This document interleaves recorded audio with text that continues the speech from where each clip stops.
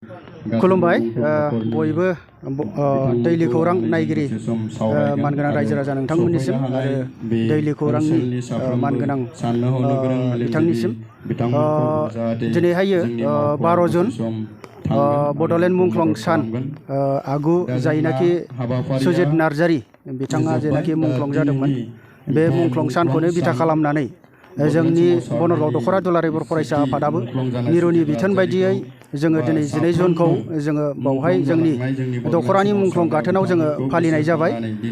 आगु समफ्रावबो जोङो दिनैहाय जिहेतु 36थि जेनाखि मुंख्लं सान सुजित नार्जारीनि बिनि आगोल बा बिनि उनावबो जोङो गुबुन गुबुन समावहायो जोंनि जेनाखि दख'रानि सिङाव जोंहा गुबुन गुबुन बिथांमोनहा मुंख्लं जानाय दङ। दा बिथांमोनखौ जोङो खालामबोदोंमोन, खिन्थु दुलाराय बर' फरायसा आफादा मोनसे समाव गासैखौबो खेबसेनो 12 जुनाव फालिनाय जाथोंसै होननायलाय जोङो बेखौ जोङो खालामबोबाय थानाय जादों बोसोरफ्रामबो बाद खालामा जासे। दा दिनैनि जेनाखि दुखुनांथाव मोनसे जारिमिन सान बेखौ जोंनि उन्दै उन्दै फंबाय बिनानाव फरायसा बिथांमोनहा मिथिनायनि खोब गोनांथि दङ। मानोना दुलाराय बर' फरायसा आफादनि गोख्रों सोमावसारनाय बड'लेण्ड सोमावसारनायाव बिथां सुजित नार्जारीया जेरैबायदि अबदान दङ बा बिहोमा होलांदों, बिथाङा उन्दै समावनो उन्दै बैसोआवनो बिथाङा गावनि आगोमा जिउखौ खोमानो गोनां जानानै फैदोंमोन। मात्र 15 बोसोरल' बिथाङा थांनानै थादों आरो बेनि उनावनो बिथाङा मुंख्लं जानो गोनां जानानै फैदों। मैखोमै बिथाङा बाहागो लादोंमोन। दा जियानो जाया दिनैनि समावहायो दुखुनि सान हिसाबै जारिमिनारि सान हिसाबै जोङो गोसोखांनांगोन बिथांमोनखौ, बिथांमोननि अबदानफोरखौ आरो बिथांमोननि गाव गावनि बेसेन गोसा थैखौ होनायनि गेजेरजों बिथांमोननि जिउ बाउनायनि गेजेरजोंनो आथिखाल दिनैसिम जेबायदि थासारियाव जोंनि दुलाराय माहारिया फैदों बा बर' जाथिया जि अबस्थायाव जोङो गाबथानानै थानो हादों बेखौ जोङो बावनो हाया आरो बावगारनो हाया। इयुनावबो जोङो जेब्लायबो जोङो बेखौ दिनैनि जेनाखि सान बेखौ जोङो गोसोखांनानै जोंनि मुंख्लं गाथोनाव जोङो फालिलांबाय थागोन।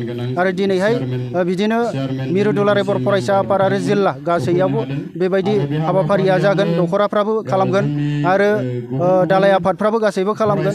थिग बेबायदिनो जोङो जोंनि गेदेमा जायफोर बिथांमोना मुंख्लं जालांबाय बिथांमोनखौ मान होनानै जोङो जोंनि दुलाराय बर' फरायसा आफादनि जेनाखि फ्लेग, जोंनि जेनाखि फिरफिला बेखौ जोङो दिनै गाहायाव खावसे जोङो बोख्लायनानै बिरहोनाय जायो दुखु फोरमायनाय हिसाबै। दायो आं गोबांथार बाथ्रा बुंनो नागिराखै। दिनै मुंख्लं सानजों लोब्बा लाखिनानै आं नैबेखौसो खावलायहरनो नागिरदों।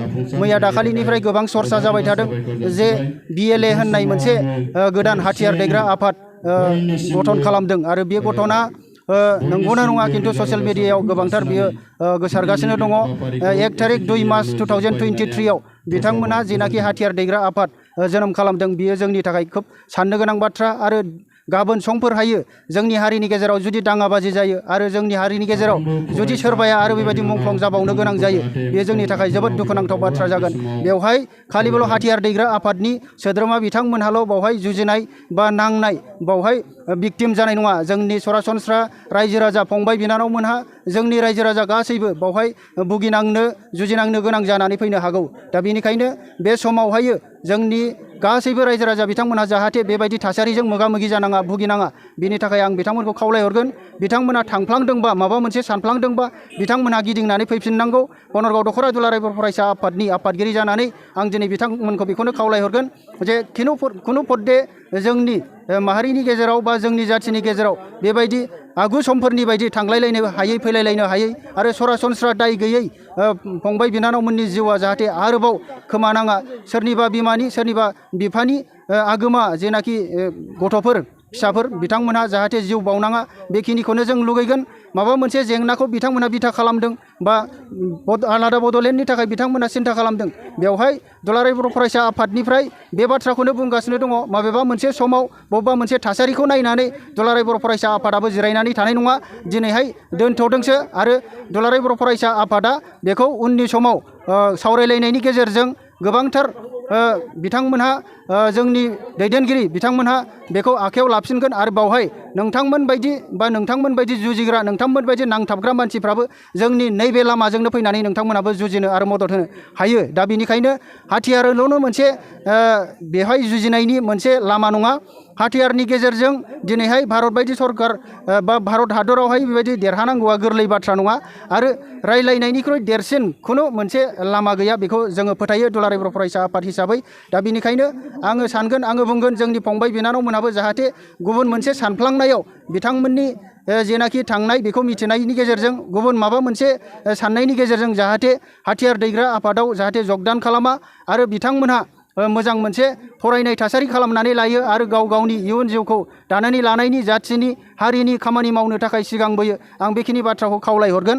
दा बावहाय जुदि गाबोन समफोरनि गेजेराव फैबाय थानाय समाव जुदि जोंनि जाथिनि सोरबा सासे सुबुंनि जुदि जिउ गोमायोब्ला बा बिथांमोननि मुङाव बिथांमोनखौ नागिरनायनि मुङाव हाराहास्ति जायोबा बेनि कमप्लिटलि टटेलि दायनिगिरिया बे गोदानै हाथियार हमग्रा आफादनि सायाव सोनारगोन आरो बिथांमोननियाव थागोन होननानै आं सानो। दा बेनिखायनो बयनिसिमबो आं बेखिनि बाथ्राखौ फोसावहरगोन बा जोंनि बनरगाव दख'रानिफ्राय खावलायहरनो सानदों। दुलाराय रायजो राजा मानगोनां नोंथांमोनहा सोरबाफोर जुदि न'खरनि गथ' गथायफ्रा जुदि थांदोंबा फंबाय बिनानावमोनहा जुदि थांदोंबा सानदोंब्ला बिथांमोनखौ थार लामाजों लाबोफिननायाव जाहाथे बिफाव लायो, बुजाय आजाय खालामो आरो मोजां मोनसे लामा दिन्थिनायाव बयबो मदद आरो हेफाजाब होयो। आं बेखिनि बाथ्राखौ बुंबाय। दिनै मुंख्लं सानाव लोब्बा लाखिनानै बेखिनि बाथ्राखौ आं बनरगाव दख'रा दुलाराय बर' फरायसा आफादनि जानानै दुलाराय रायजो राजाफोरनिसिम आङो सिबिनाय आरो खुलुमनायखौ आं बे समाव बावहरनानै आंनि फंनैसो बाथ्राखौ एसेखिनियावनो आङो फोजोबबाय। गोजोन्थों। खुलुमबाय।